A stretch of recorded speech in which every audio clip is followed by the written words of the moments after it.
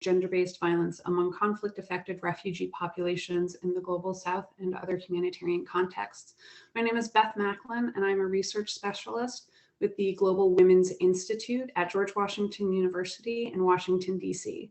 Before I get into introducing our absolutely fantastic panelists for today's discussion, I'm first going to introduce the gap analysis, which is the work that's the basis for this series and today's discussion. So if you give me one moment, I'm going to share my screen.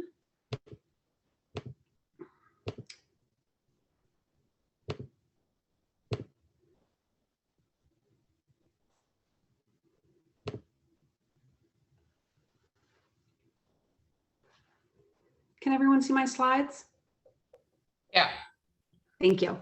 So our gap analysis, which you can find a link for in the chat right now, was focused on identifying research gaps on GBV among conflict-affected refugees in the Global South. And this report and effort is coming out of our Building GBV Evidence program, which is funded by the U.S. Department of State's Bureau of Population, Refugees, and Migration. And it seeks to strengthen the quality of GBV research in refugee and humanitarian settings. And the gap analysis is just one component of this program. And one of my colleagues from GWI will be joining us at the end of the webinar to briefly tell us about another piece that might also be of interest to you. And so at the start of our gap analysis, we first established a gap analysis framework, and we sought to fill 3 buckets of gaps. Population gaps, which relate to who is missing from the research that we reviewed. Knowledge gaps, which is what do we not know, what still needs to be researched, and what research questions remain. And then finally, methodological gaps, which is about study design, analysis, and implementation, which will be the focus of our discussion today.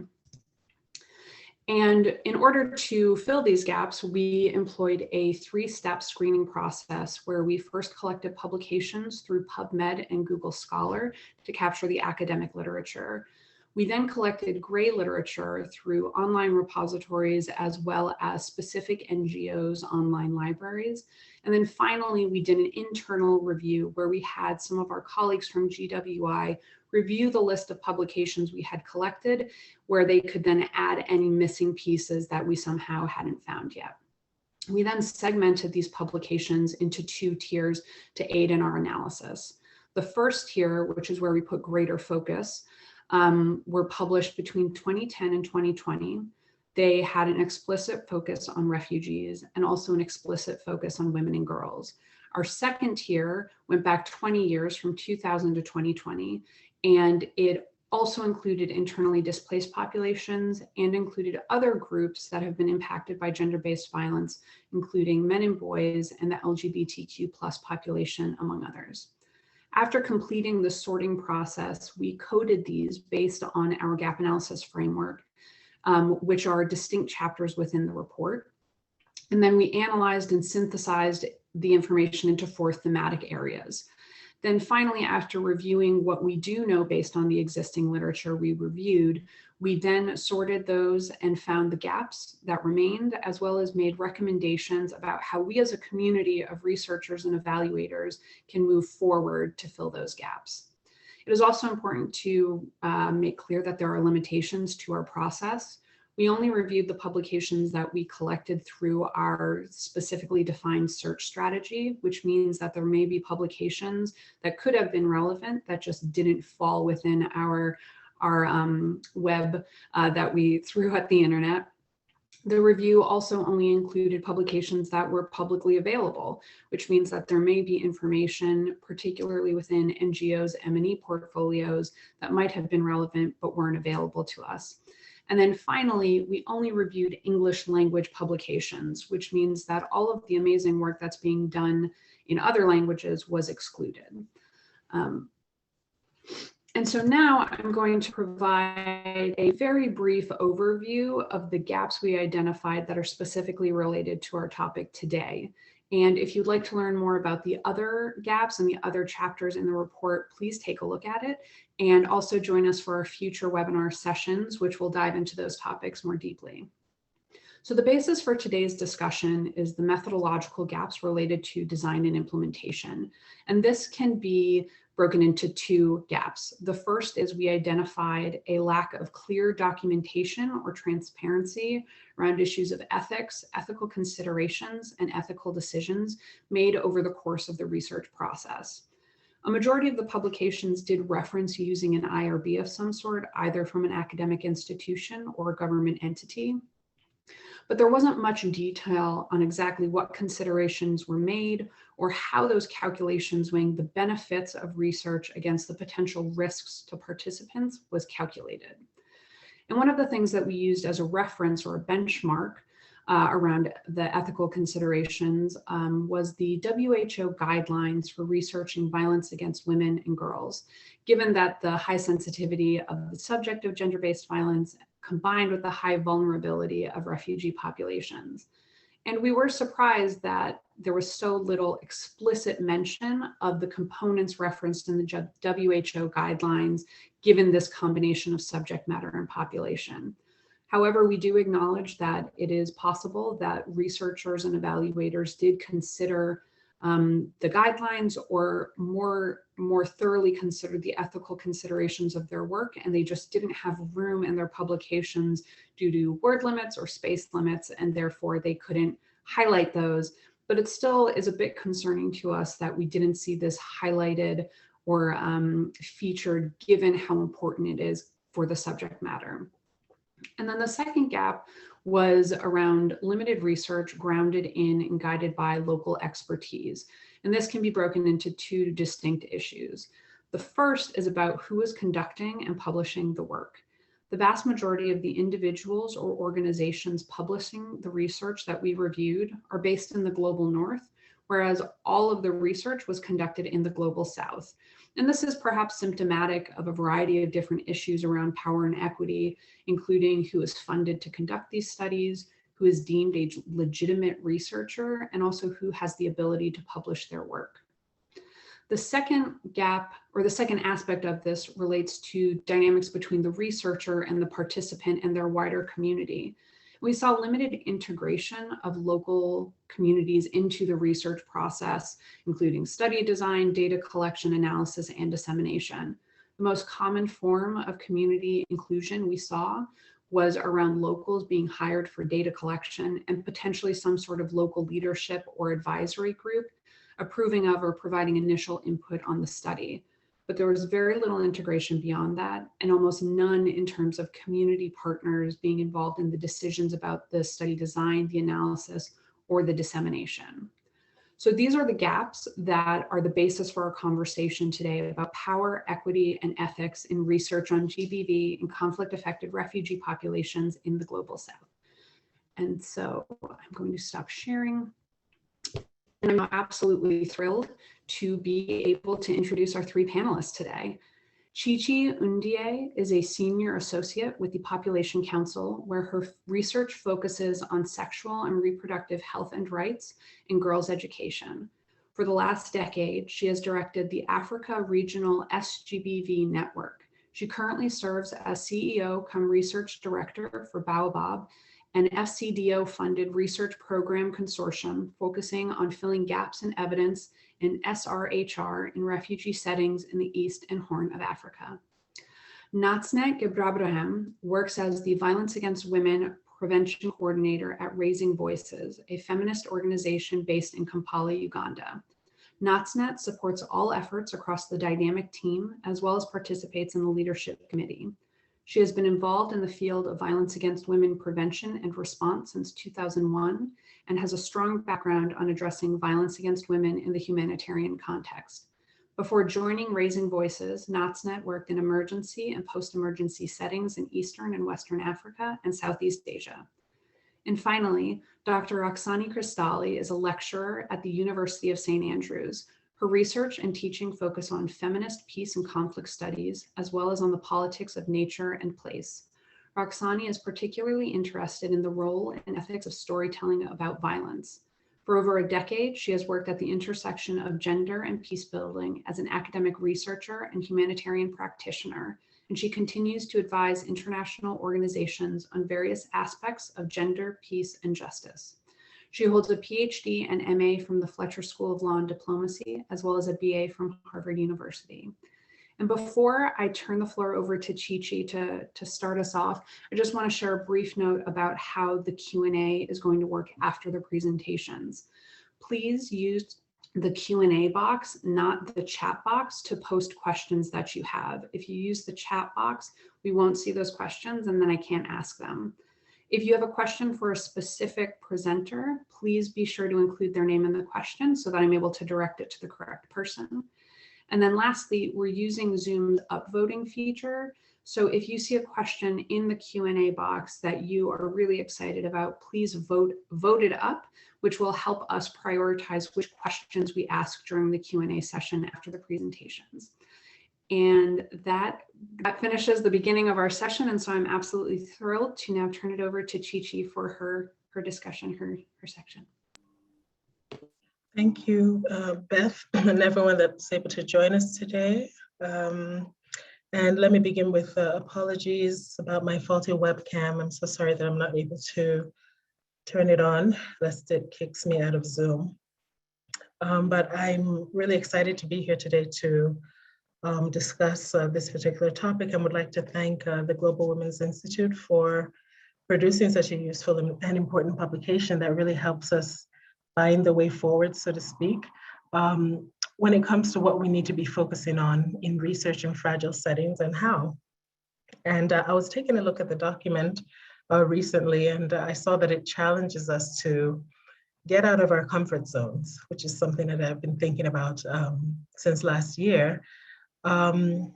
So, you know, it nudges us out of our comfort zones when it comes to carrying out research in humanitarian settings. And I would like to reflect a little bit on some of the ways in which we are doing just that at the Population Council, where we have not only established a humanitarian task force, but where we are also currently implementing a 5-year research program consortium to fill gaps in SRHR, as Beth mentioned when she introduced me.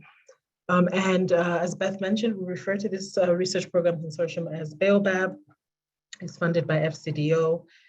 It's made up of the Population Council Incorporated and 3 Southern partners, so the Population Council Kenya, the African Population and Health Research Center, and Well-Made Strategy. And it involves a range of study types, including cross-sectional studies, longitudinal studies, operations research or implementation research studies. And by so doing, I think it actually responds to some of the gaps unveiled in the Finding the Path Forward publication. I would like to start out by talking about one of the ways in which we are accounting for power and equity within the consortium. One question we had to ask was, how do we dismantle conventional power structures on research teams so that we're not replicating them within our own consortium? Now, I should point out again that Baobab is an African-led consortium. It's composed of core partners that are all based in Kenya, every one of us. And I say this to highlight that power and equity issues aren't just about global north, global south, and that dichotomy.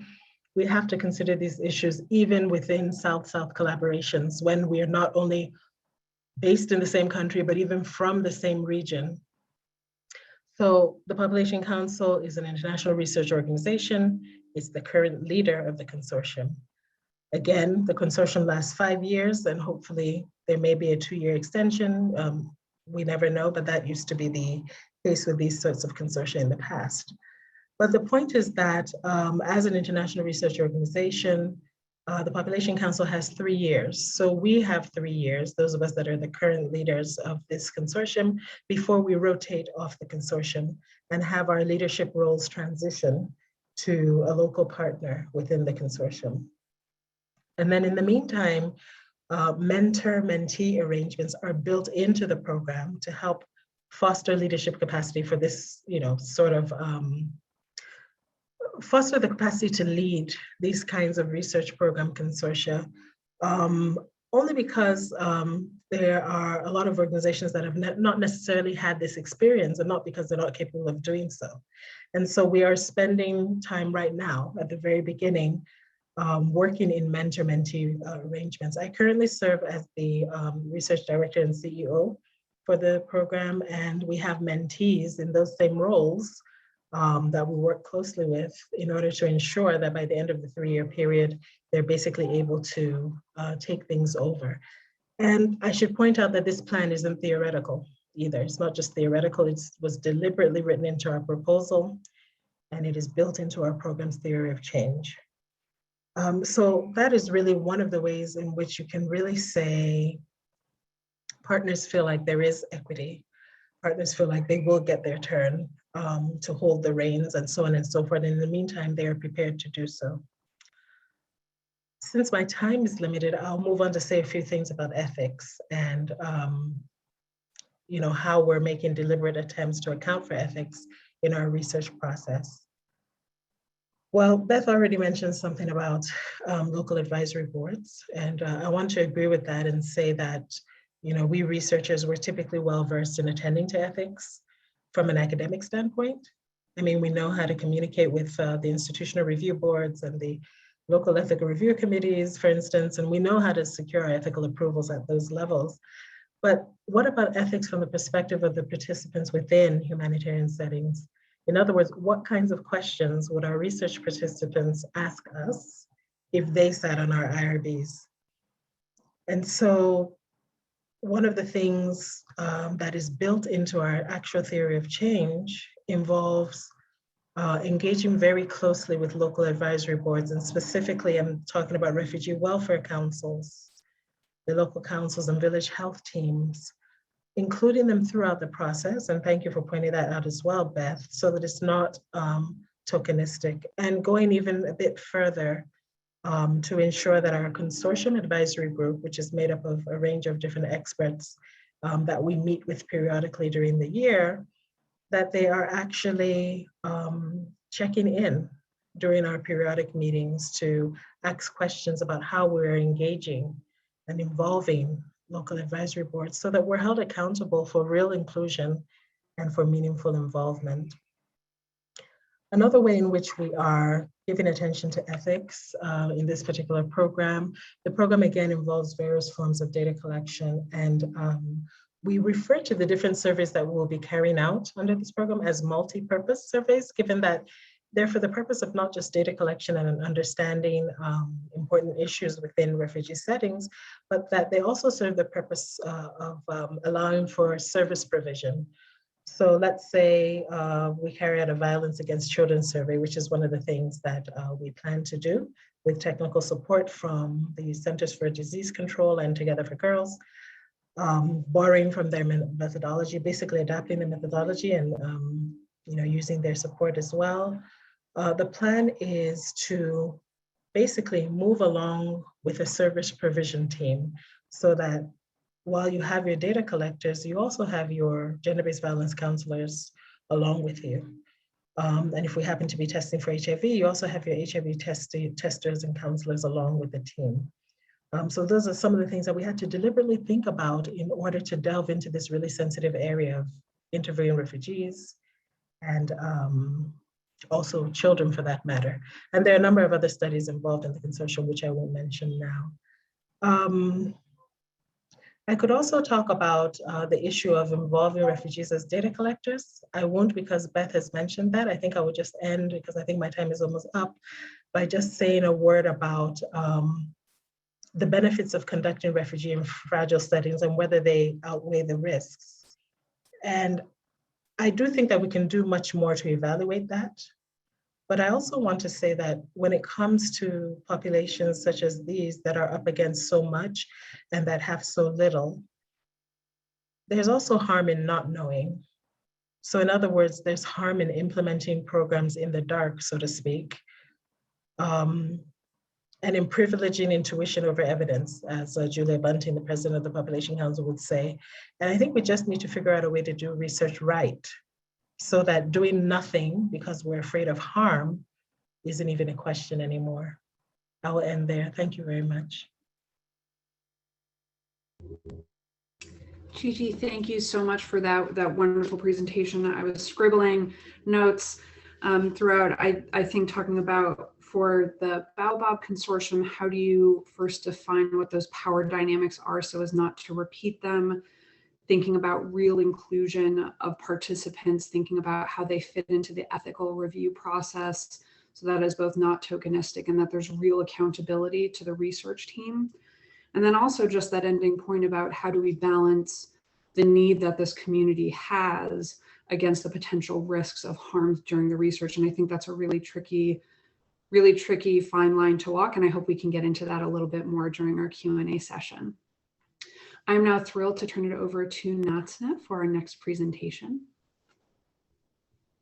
Great, thank you so much. I'd like to kind of give a context from where I am coming from.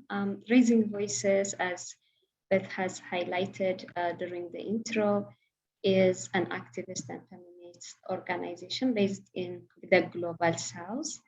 And we are committed to contributing to learn and contribute to growing body of knowledge and evidence towards violence prevention work, in this case, violence against women.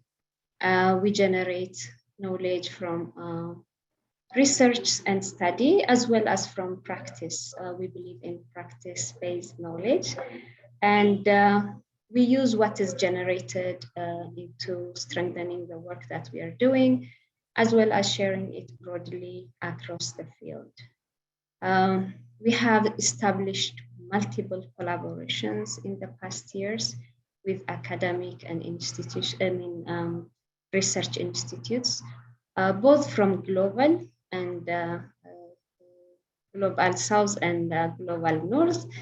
So we have diverse experience in terms of the power dynamics, both from like the global South and also even within like the research and activists. So in my sharing, I will try to highlight some of the cumulative learnings and lessons that we have generated from this. Also worth mentioning, currently we have 8 active partnerships with research institutes, both at looking at VOW and VAC programming. And last year we have published a paper, which I will share a link in the chat box, that looked at the collaboration between research and activists, or mainly women rights organization. It has really highlighted and gave practical guidance to how we address power dynamics in this kind of relationship. But like looking at the past few decades and where we are now, we appreciate and recognize the growing attention and the positive developments that are taking place to bridging and strengthening the connection and the collaboration between practitioners and academicians. And so, as I mentioned earlier, we really strive to set up and nurture partnerships that are balanced, in power in all forms of like a balance throughout the cycle of collaboration. But maybe it's good to highlight what we understand or how we perceive balanced power.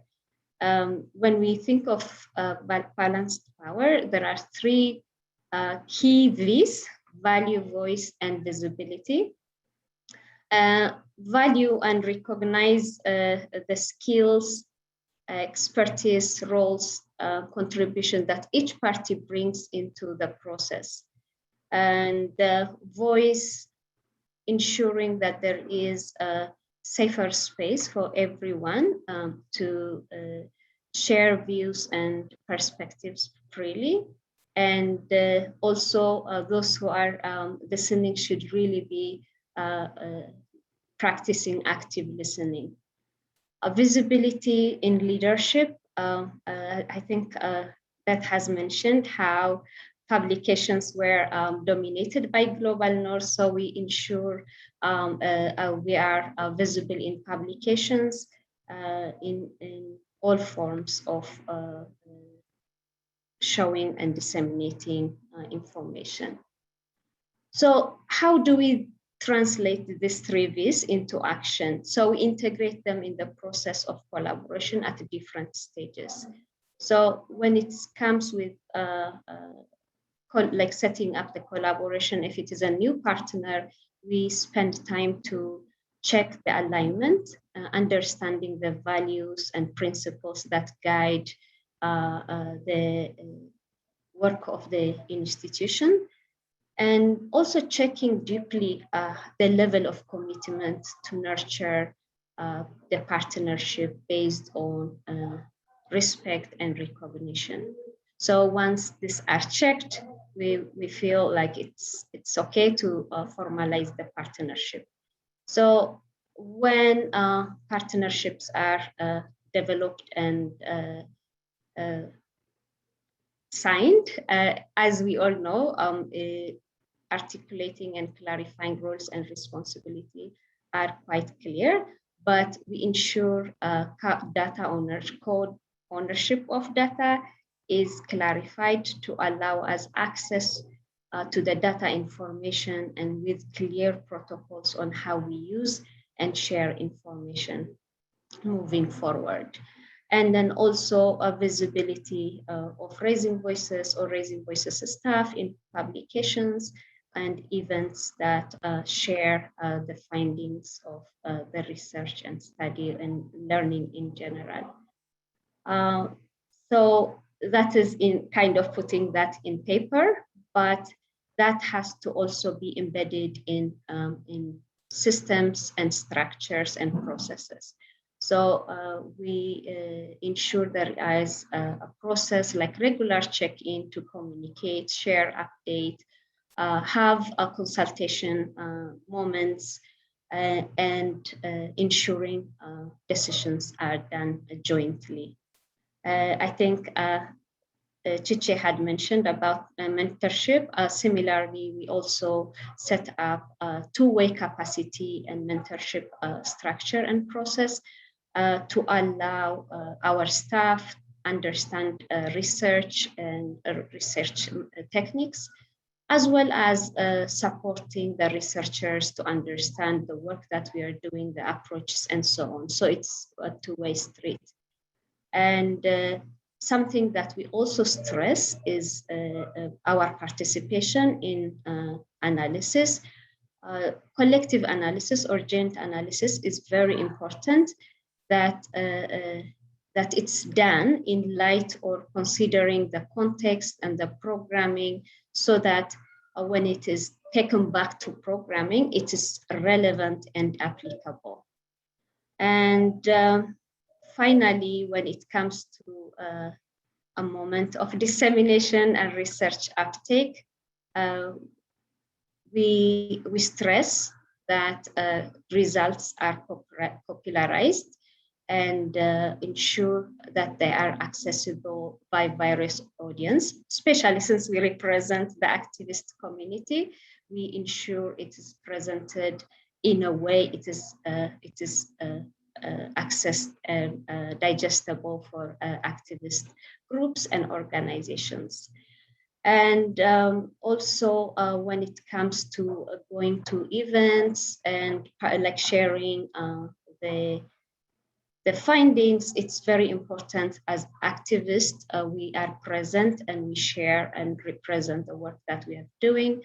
We know finance and budget are quite important when we think about this one. So budgeting and financing dissemination is also factored in during design and planning. We feel Raising Voices has really grown, and its skills, its capacity, and we have really learned a lot through these collaborations. So key things that we have learned, our staff are feeling confident around research. For example, those who have participated in the SASA study are now showing really strong skills on research to support new research initiatives. And we have also understood the power dynamics. It's still like a work in progress, but we're feeling confident on how to negotiate and set up relationships and partnership in an equitable manner. We have also recognized and seen it for ourselves, the impact it could create on effective bowel prevention programming. So it's quite important that we keep investing our energies to narrowing the gap between activists and researchers. Thank you so much. Thank you so much, Natsnet. There were so many pieces, again, that just really jumped out at me. I loved how you define what balanced power means between partners. The idea of value, voice, and visibility is incredibly helpful. And then also thinking about when you're building these partnerships, that you really assess the alignment between the two entities before moving ahead to make sure that alignment exists and the possibility for equitable power sharing between two organizations is possible, and that we get the best work out of it.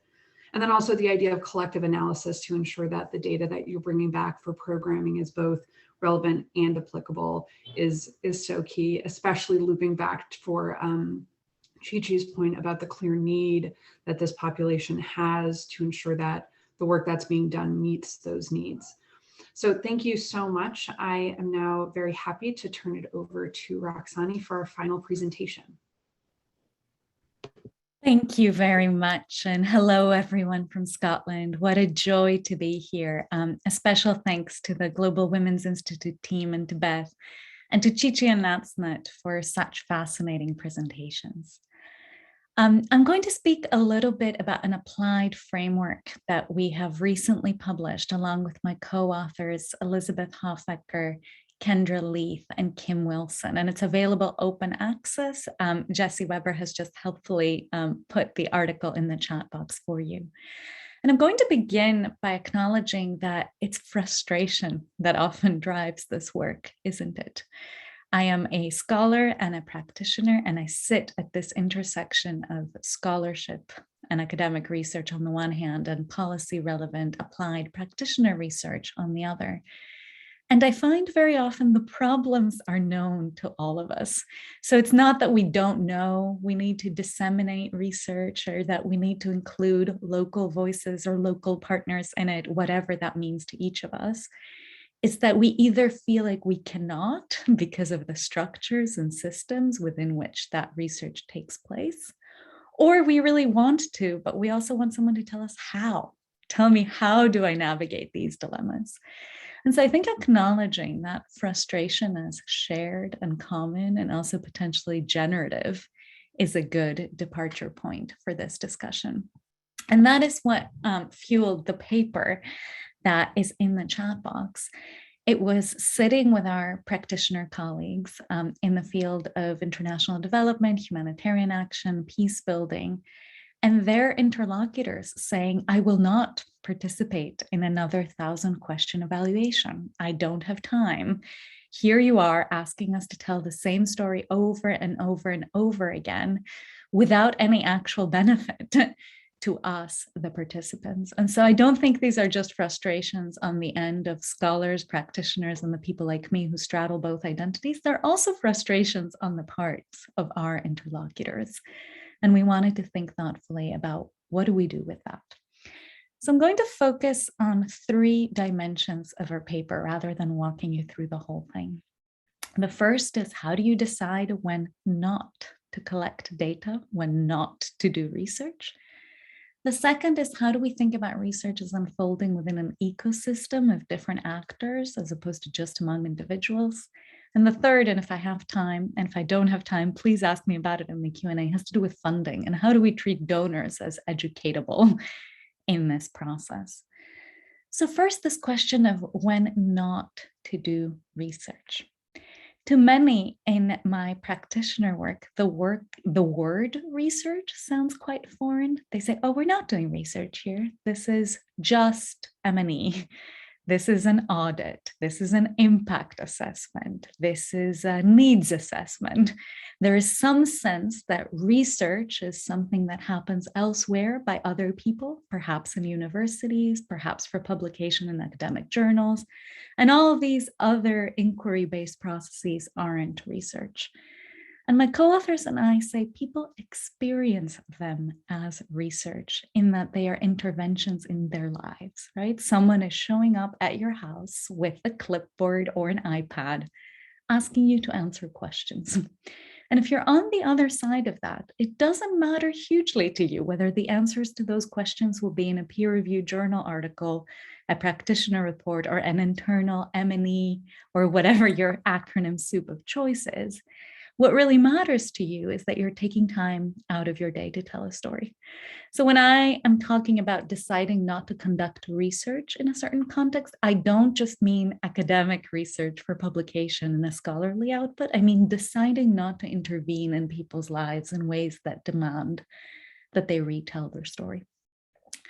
And that decision requires really reckoning with a range of power forces and systems and structures in our field. Those power forces privilege innovation, right? So having to demonstrate that you and your organization have new data or that you're filling a new need. For academics, the pressures to innovate are also there, right? Having to say the literature completely ignores X or nobody has done Y, which of course is an ungenerous way to engage with our communities of thought. But whether you're an academic or a practitioner, the pressure is always towards new data, more data collection, and it's very hard to say no. So what are some of the ways in which we have found we can consider these questions? And you'll notice that the framework that we discuss in the paper is deliberately framed in terms of questions. We're not prescriptive. And that is a deliberate decision on our part because it's really hard to say you should do this or not do that in every context. But it's also a deliberate decision on our part because by framing them as questions, we're opening up space for organizational conversations, for people to sit around a table and say, well, what about question 7? Have we talked about that? What's our plan for that? So when it comes to not doing existing research, I think taking a look at what is the data that we already have and what are the stories that people are sick of telling. And who are the other actors, journalists, humanitarian practitioners, academics, other development interveners who are asking people to retell stories in this context, as opposed to starting from the point of view of we always need the new data. And it could be, as Chi-Chi said, that we don't actually need people to re-narrate the harms that they suffered every single time. It could be that the questions we ask are more specific, that they're about their coping strategies or their interactions with state institutions or how they spend their days. So acknowledging that working with people who have survived gender-based violence or working with refugees or both does not necessarily require putting the narrative burden on them to tell the story of their harms every time has been a big departure point for our ethical and methodological framework. The second thing I was hoping to speak about is this idea of the ecosystem. And it came from a big contradiction where humanitarians and development practitioners and researchers will very often speak about our ethics almost as though we're unimpeachable, right? We will write about the ethics and methods of research without scrutinizing our own ethics. And so our framework makes some room to consider what are our own practices towards everyone who participates in the ecosystem of research. How are we acknowledging the labor of drivers, translators, the people who cook our food? And by acknowledging, I don't just mean paying, I mean treating these people as knowledge creators who can feed into our research process. And so allowing them to say, you should not be collecting data at this time because that is prime farming time or farming season, and you would be taking people away from their livelihoods. Allowing them to determine what the appropriate term in which to ask a question would be when you're translating and interpreting questionnaires. And so our framework has a set of questions in which we talk about looking at research beyond the individual and acknowledging the contributions that people make in that ecosystem. And then the third dimension that I was hoping to discuss had to do with donors. A lot of the pressure comes from donors to either do a particular kind of data collection or ask particular sets of questions or produce particular kinds of outputs. And so we wanted to ask what happens if we treat donors as educatable.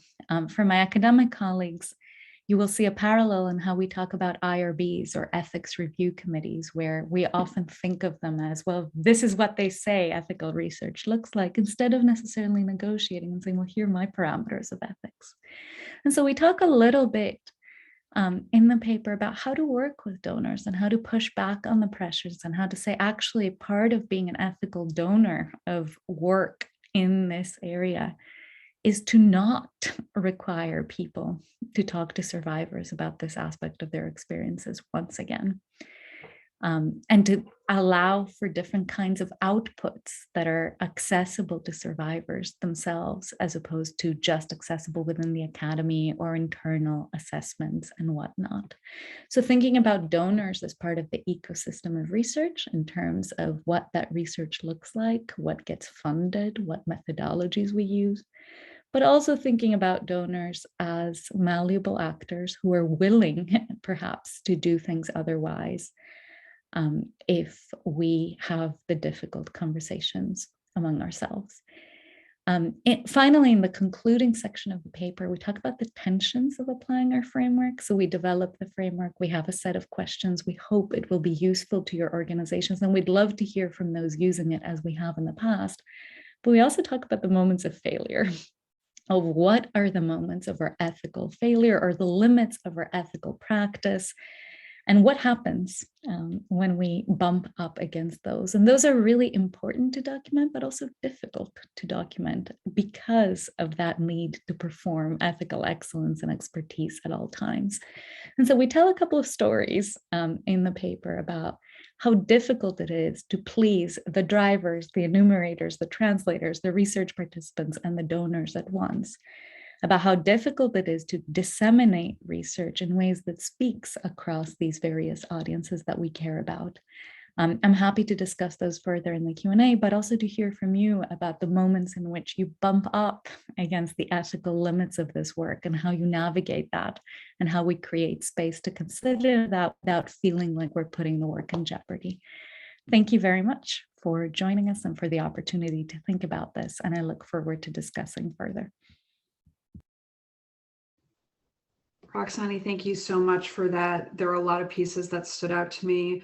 I think that, thinking about who is centered in these decisions about ethics, the idea of who defines what research is, and does it matter what label the researcher or the evaluator or the practitioner puts on the work if the individual who's being asked the question experiences it in the same way. Also, this idea for the point about donors being educatable and malleable and really encouraging ethical funding as being a part of the process of ethical research, because it's in many ways a starting point about the entire process and the entire journey. So thank you so much for that. That concludes the presentations for the webinar. So we are now going to move into our Q&A section. Just to remind you, if you have a question, please put it in the Q&A box. That's where I'll be able to see them to be able to ask our wonderful panelists. And if you have a question for a specific person, please put their name in the question so that I know who to ask. And while you're adding your questions to the box, I'm going to take the prerogative as the moderator to start us off. And so the first question that I would love to hear from all of our panelists speak to is, what have you found that is really exciting or promising in overcoming common barriers that hinder equitable research partnerships between organizations or individuals with different levels of power and privilege? And this can be global north, global south, within regions, as Chi-Chi had noted, between participants and researchers. Just kind of, you've all touched on this a little bit, but just a little bit more about what are the tools and the new things that you see happening in the field about how we overcome to do better. And maybe we can start with, we can just go in the same order, so we can start with Chi-Chi. Sure, Beth. I mean, not to sound like a broken record, but I think it's really, innovative, almost unheard of. I think that a research program consortium starts off with a partner that's the technical lead and has made the deliberate decision to transition, off of the consortium and have new partners take up those roles. I don't think I've heard of that before when it comes to these FCDO RPCs. And so to me, that's terribly exciting, even though I'm currently, sort of like at the steering wheel, but just the prospect that I will be able to witness this happen over time. And it goes back to the point you made at the beginning, Beth, about how sometimes it's just about who gets funded and why, what are the kinds of opportunities for certain researchers versus others. And I think that this is really a radical way of addressing that issue. So for me, that's particularly exciting. Yeah. Great. We can turn it over to Natsnet now if you have any thoughts. Yeah, just one main thing that I see is like having feminists within like the activist circles and then the research circles is really making the exploration of power balance easier. I know it's a long process, but the fact that we all believe in balanced power, we are open to challenging our own way of working or the traditional way of working is really promising, and it's also showing some good results in terms of trying out, like exploring how to frame partnerships, this kind of partnership particularly, into a more balanced and equitable partnership and collaboration. So yeah, thumbs up to the feminists in the academic and research circles. Thank you. And then Roxani, do you want to close out this question for us? Absolutely. And I think Natsnet set us up beautifully. Thumbs up to the feminists indeed. I will also take my cue from an Indigenous feminist call by Eve Tuck to resist damage-centered research. That is where I find a lot of hope. I'm going to put the article in the chat box, but if you don't have access to it, please email me and I'll send it to you in a PDF if you'd like. So her concern, Tuck's concern, is that a lot of research on violence, and I would argue this is particularly the case for those of us who work on gender-based violence and with refugees, but not exclusively for us, centers the wound, it centers the harm. And there are good reasons for that. It is important to document harms as part of resisting them and dismantling them. But I think sometimes there's a risk that this research or data collection more broadly subsumes people and sort of essentializes them to those harms, reduces them to those harms, if you will. So I find a lot of hope in research that doesn't do that, that asks people how they're coping, how they're taking care of each other, what helps them thrive, what kinds of relationships sustain and nourish them. And so this is not an attempt to deny violence. I'm not suggesting, oh, we should be studying just positive topics. I'm suggesting that our interlocutors who've suffered harm tell textured, complex stories about what allows them to survive. And I think resisting damage-centered research in favor of capturing that complexity and the care and joy that coexists alongside the violence that people have suffered is essential, and for me, a source of hope. Thank you for that. And so we have some questions in our Q&A box, so I'm going to start there. And so this question is for Natsnet. How can we bridge the gap between academic researchers and practitioners in violence against women and girls research in humanitarian settings? And how do you see women-led rights organizations fitting into this? This is quite a powerful question. I have to acknowledge, generally speaking, women rights organizations are invisible in humanitarian action, in emergency response.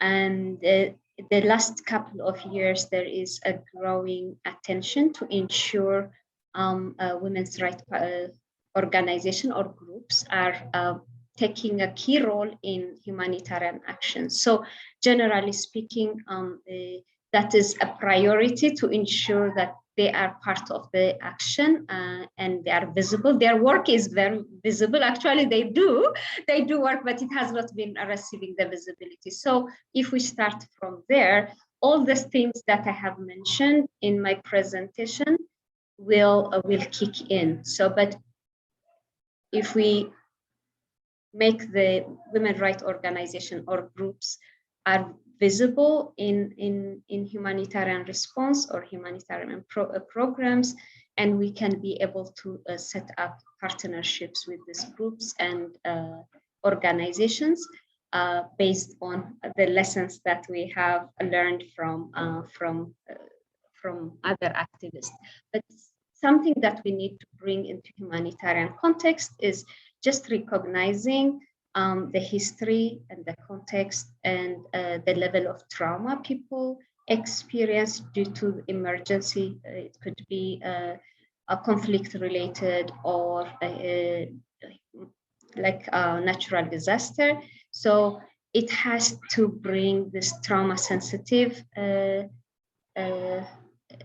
approach to partnership. So it would require a lot of patience, kindness, and compassion throughout the process. So like from a technical and practical angle, that would be very, very key into setting up collaborations with women rights organizations in disaster affected settings.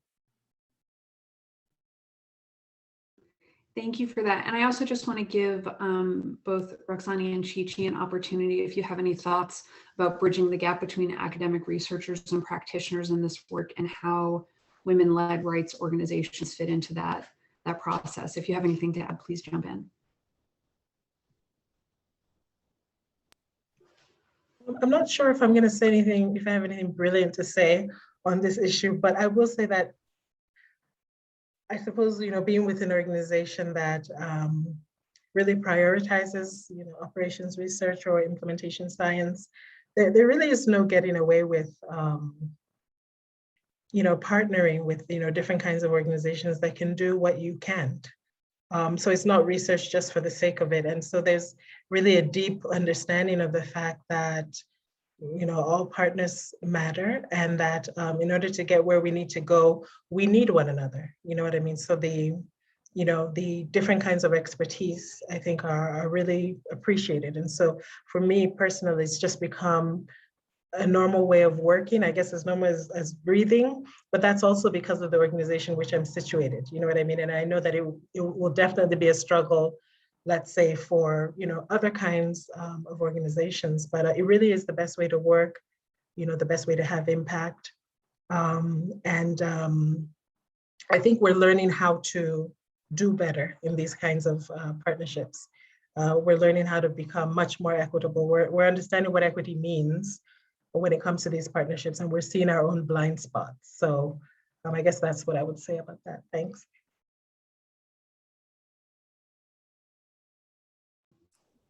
I love that, Chi-Chi. I love the we need one another as a reminder. I suppose what I would say is also the need for translation of outputs. And I don't just mean linguistic translation of research outputs, although that's important.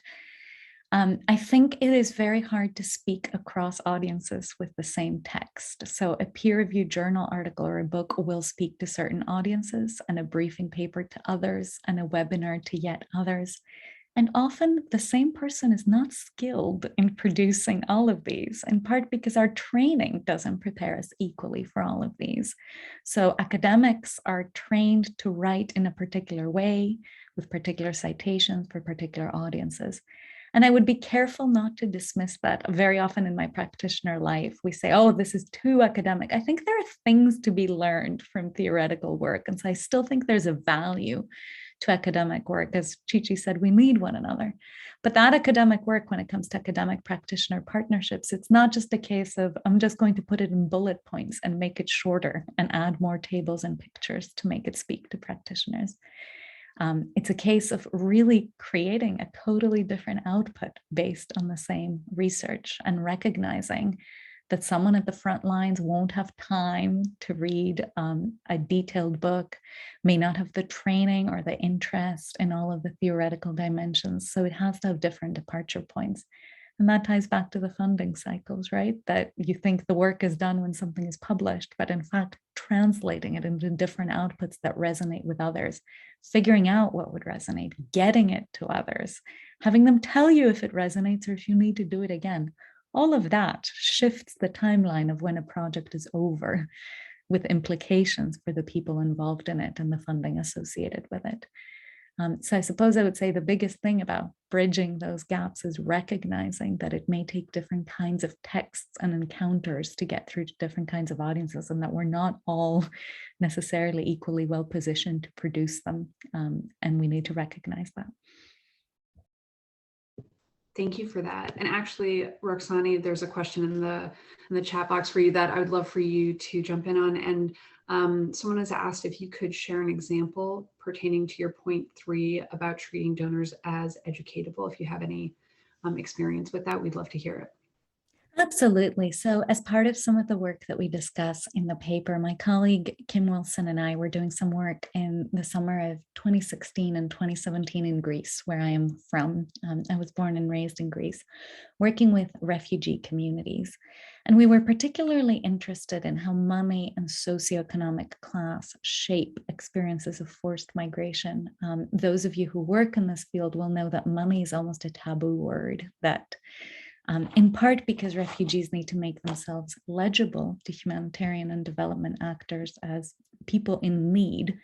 We're not allowed to talk about how money shapes their experience and how class really produces different outcomes among refugees. And so we were really interested in those dimensions of the work. And we initially started out thinking we were going to speak to Syrian and Iraqi refugees. You might all recall there was a huge flurry of interest in those particular groups in Greece at the time. And then we got there and we realized that that flurry of interest was part of the hierarchies that we ought to be critically thinking about. And that in fact, it was Afghan refugees and refugees from Iran as well, who were in those same spaces geographically often and experiencing similar conditions often, not always as the Syrian and Iraqi refugees, but were receiving comparatively less attention. And here I don't just mean scholarly and media and policy attention. I mean, it was a practical matter that if you call the asylum office, the designated days for Syrians and Iraqis were more than all of the other categories. So hierarchies had a real effect on people's lives. So it became really clear to us we needed to switch the focus of the research.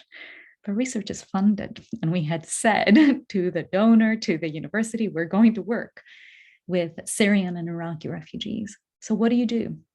We treated the donor as educatable. And we said, look, we're interested in hierarchies. This is a way in which hierarchy manifests in the research process.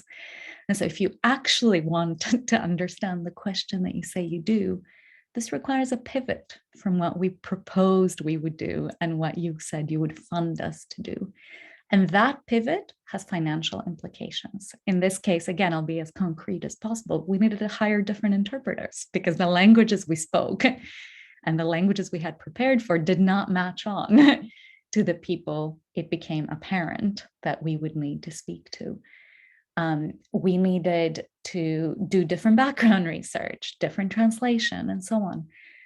And so we found quite a bit of support from the donor. That's not always the case, but making the case that the thing you want to understand, if you want to understand it ethically and rigorously, will require flexibility on your part about how to adjust to realities on the ground, actually really resonated. I've also had a good experience with this in Colombia, where I've made the case to a different donor, in that case, the Social Science Research Council, that actually the massive interest in speaking to people who identified as victims of war meant it was no longer ethical to add yet another project, and that as a funding body concerned with ethics, supporting a pivot to a different orientation of a project that does not require people who identify as victims to re-narrate their suffering would be the thing to do. So making an ethical case, a methodological case, and a substantive case all at once can be very successful. I don't want to paint too rosy a picture,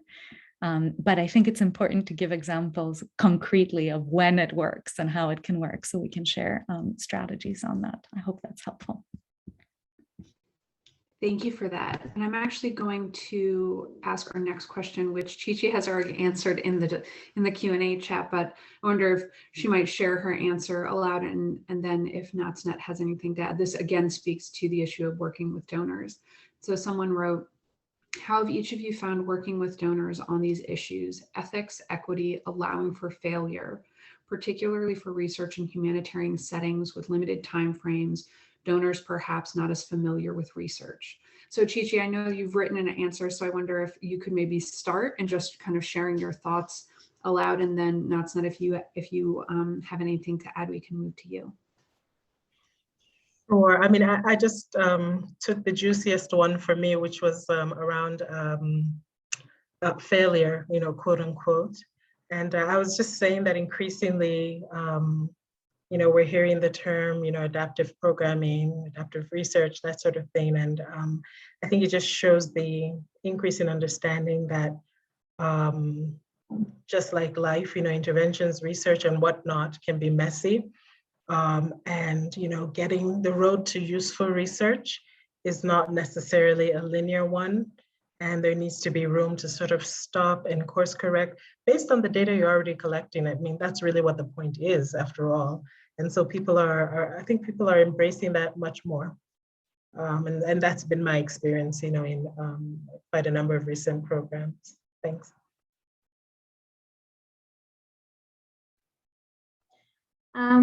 I think we have to really interrogate what we how we perceive failure. Failure by itself is a knowledge. At least we know what doesn't work and why. So it doesn't have to be disregarded. Any knowledge is valuable. Any knowledge is helpful. So we really have to be open to embracing quote unquote failure, because in a way they are also success, because next time we don't repeat the same kind of thing. On donor and funding, I think as much as we are challenging ourselves to be grounded, to be open, and to ready to embrace whatever comes on our way, we should also identify donors that could support that level of openness and continue to engage and influence decision-making within the donor circles. For research or for programming or policy-related work, especially when it comes to feminist or Baobab prevention work, it's very important to have longer-term and flexible funding. So when we embark on such an initiative, it is very important to have donors who are as flexible and as responsive to whatever emerges from the study, from the programming. So yeah, we also need to continue engaging and influence donors that are supportive, not only ready to hear the rosy and glamorous stories, but also the tough and challenging news that emerges from our work. Thank you for that. And actually, not this next question, I'm also going to direct it to you. Chi-Chi, I've shared a little bit in writing, but we have the question of what are the practical steps for low-income countries based feminist organizations to step into research to support their work fighting gender-based violence? Any tools or resources that you would recommend? I started out, my first instinct was to say partnerships, good partnerships. All you need is one good partner who shares your goals and is really interested either in documenting your fascinating work and making it, available for the world to see, or, there are different ways in which we, such organizations and researchers can exchange knowledge and be beneficial to one another. So that's the first thing that comes to my mind. That you don't have to do it alone unless you're so inclined. Yeah, over. Yeah, mine is also similar to Chichi's. In this field, no one can achieve what we want to achieve by itself. There is a great need for collaboration. Maybe something that I would like to add is the value of a women's rights organization to have a collective space to kind of share experience, be up to date with the discourse. So far, like women rights organizations have been left out, and there is a gap in terms of understanding the discourse, and they had limited access to knowledge generation and knowledge utilization. So we really need to have a collective space for us to share knowledge, to share motivation, to kind of be up to date. So, and then also access to resource to do that. It's very, very important for us to have that collective space, because when we come together, we are more visible. So it gives us the leverage and the power to kind of push the field a little bit further. Thank you. Okay, so we have a question or a comment related, Roxani, to Eve Tuck, the scholar that you mentioned. And so it looks like this person has shared an open letter to communities on resisting damage-centered research. And I wonder if you know about this open letter and if you have any reactions to it. Yeah, this is the one I shared in the chat box that I think they're asking me to share with them on email, and I'm very happy to do that. So this is the resource that talks about going beyond damage-centered research. So I think I've already addressed that, but I'm happy to speak to any of the other questions, if that's okay. Yeah, absolutely. Well, there actually is another question specifically for you. Someone posted, I would like to know the reliability and credibility of data collected from research in a country where there is war based in gender violence, and specifically, or this person, I think, is coming from Democratic Republic of the Congo. Yeah, that's a brilliant question, Beth, and thank you to the person who asked it. So I would say questions of reliability come up no matter what the context of your research is. So sometimes we tend to exceptionalize war as though that is a context in which all data becomes unreliable. And I don't think that's true. I think questions about patriarchy, violence, gender, women's experiences, sexuality, trans issues will always require sensitivity and a political awareness wherever you're asking them. Imagine asking those questions in the United States, where some of you are located. And so I would say it's more a question of the orientation of the research as opposed to just the setting in which it takes place. And at the same time, as researchers have acknowledged through a lot of wonderful publications, war presents particular challenges for research. I think a couple of them are worth bringing up here, especially in the context of the Congo that the questioner mentioned. One is this question of research fatigue.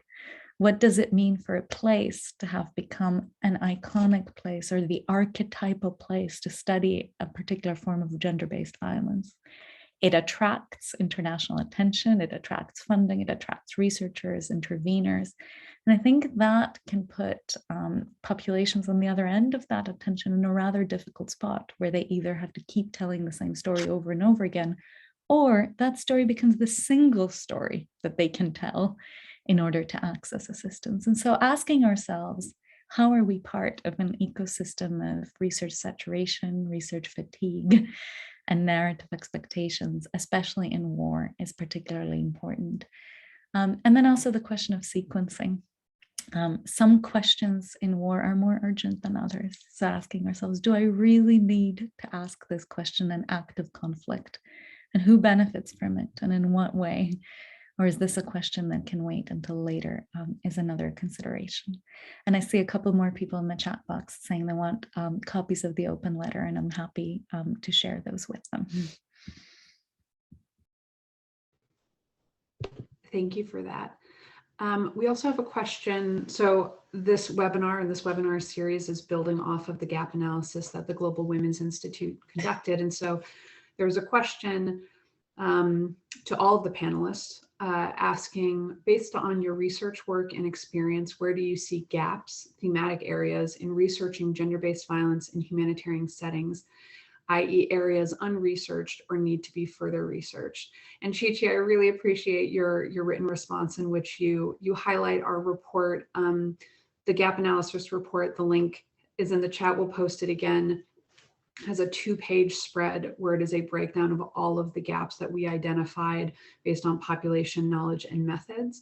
And so we would really encourage you to take a look at that to see what our effort uncovered. And now I'll turn it over to Natsna. Why don't we start with you, and then we can go to Chi-Chi and then Roxani to talk about kind of what gaps you've seen in your work and what remains, or what's on the horizon, perhaps for you as an individual or your organizations, about what gaps are you trying to fill in your work? Related to what I mentioned earlier, women rights organization, or the contribution of women groups in humanitarian action is quite invisible. So maybe a research or a study to bring that into the highlight is something that I see as a gap.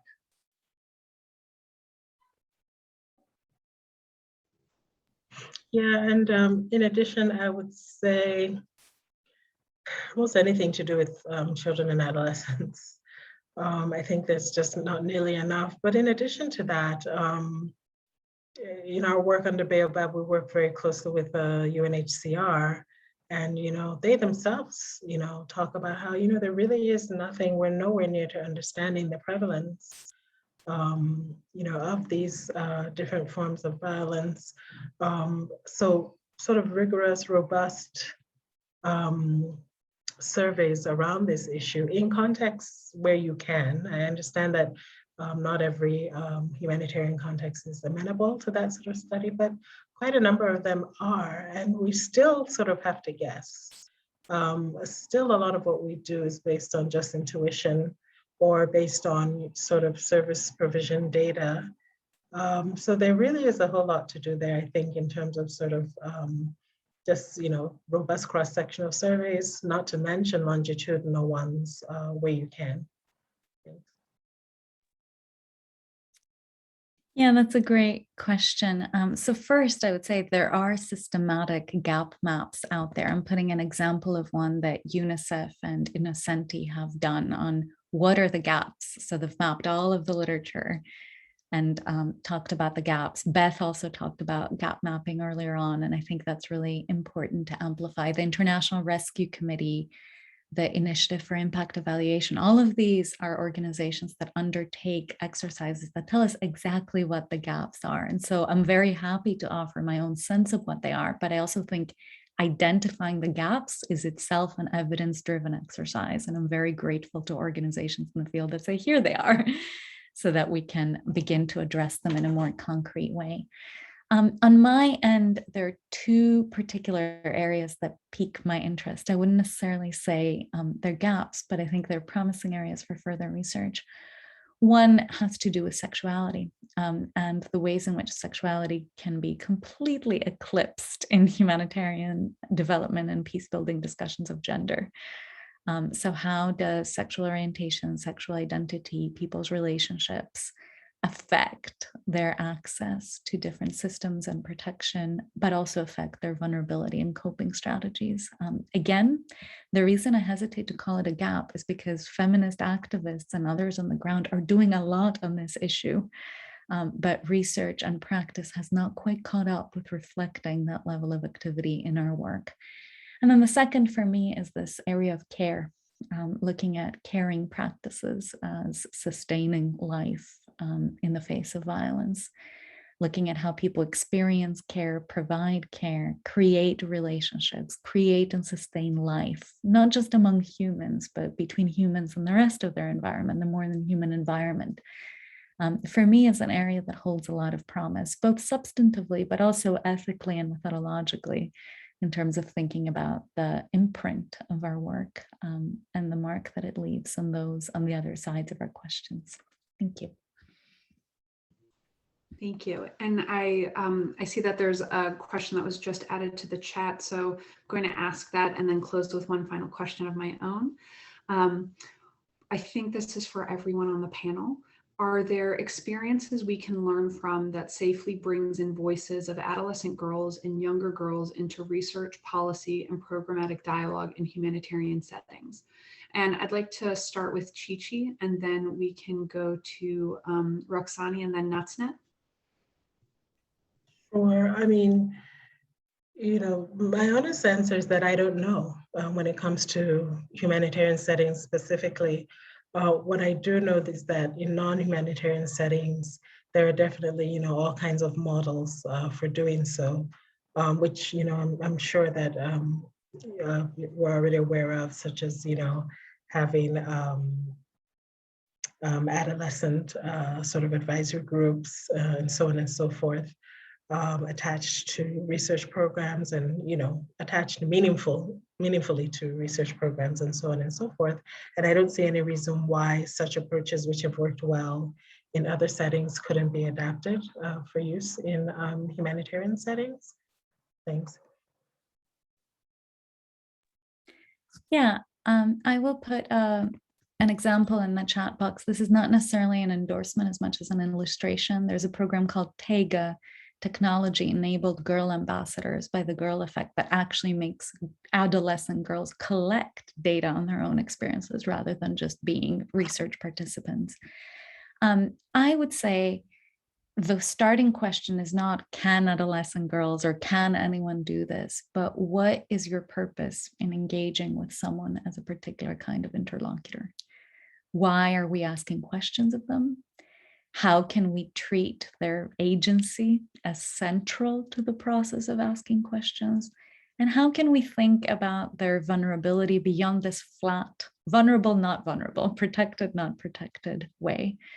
And so I think to the extent that we can be guided by those questions, as opposed to thinking that just because of their age or their gender, someone is or should be a particular kind of interlocutor, I think we'll have more textured discussions. Thank you.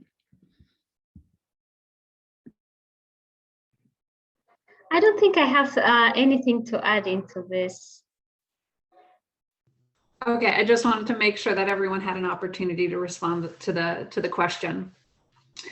And so as a final question, I want us to think about the fact that the gap analysis in this effort is really focused on gender-based violence within or among refugee communities. And so I wonder if each of you could reflect on how does the addition of the refugee context or status change the calculations regarding ethics and power dynamics when researching gender-based violence or conducting evaluations related to programming in prevention or response to gender-based violence, and kind of what is different or distinct about the refugee context compared to other conflict-affected or humanitarian contexts.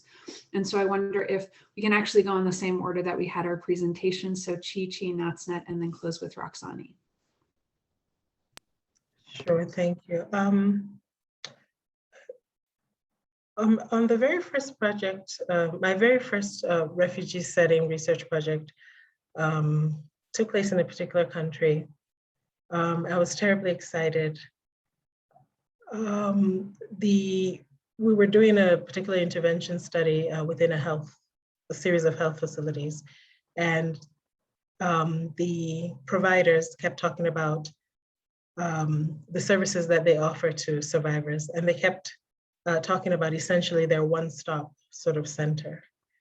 And so before introducing any interventions, of course, I go around and, you know, actually look at the health facility, look at the rooms where services are offered, you know, making sure that you can actually provide services ethically. So I asked to be taken to the SGBV corner, which was essentially the one-stop center.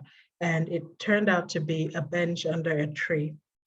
And for me, that was sort of like very different from the urban settings I've been working in and doing gender-based violence work in. So to answer your question, I think that that's really a key difference, that you need to really be prepared for the fact when we talk about low resource, I guess the question is how low is low? We need to be prepared for some of these realities, and that it's maybe quite different from the non-refugee settings that we're used to working in, and that at times, for the sake of ethics, you have to restrain yourself sometimes from proceeding. For example, in some settings in Djibouti where there was almost not what you could really call a health facility in a particular setting. And it just, we could not bring ourselves to proceed, with the interventions we had in mind, despite the fact that the partners really wanted to implement these interventions. So I think those are the realities that one has to grapple with. Thanks.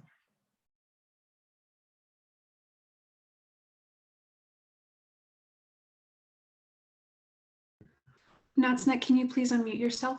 Sorry.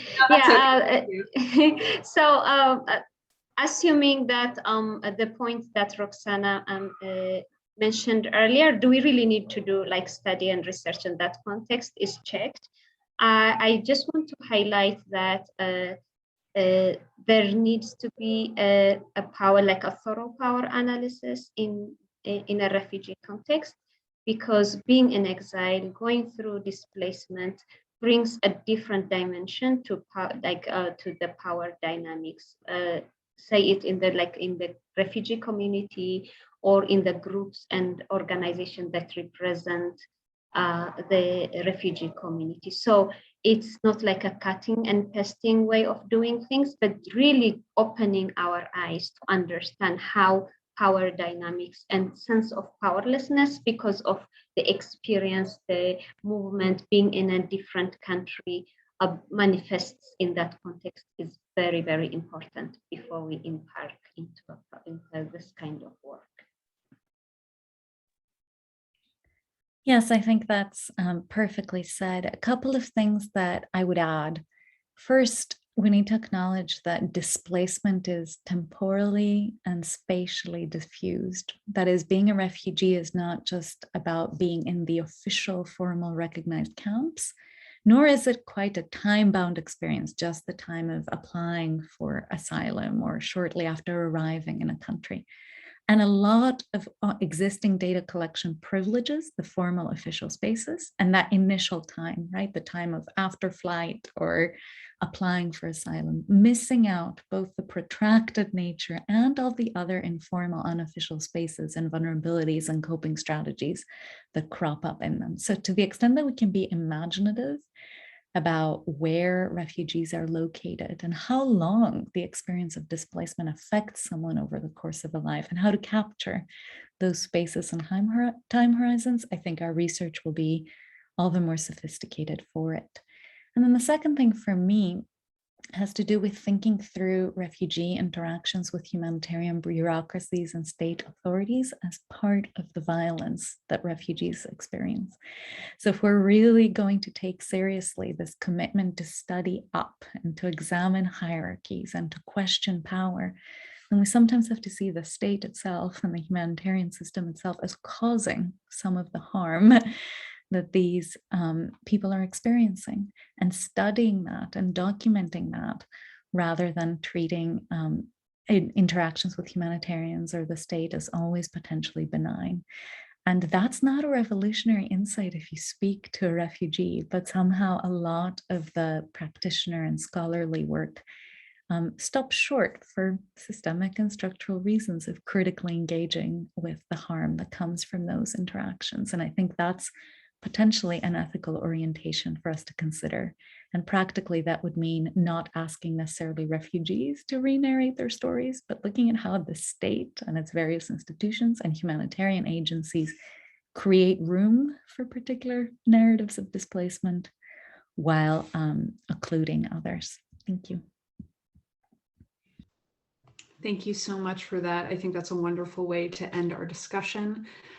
Thank you everyone for being with us. If you can hold on just a few more minutes, I would now like to turn it over to my colleague at GWI, Liz Hedge, who's going to talk about another component of the Building GBV Evidence program that actually speaks to some of the questions we had about kind of capacity building and how organizations can build their skills around research. So Liz, if you'd like to join in, that'd be great.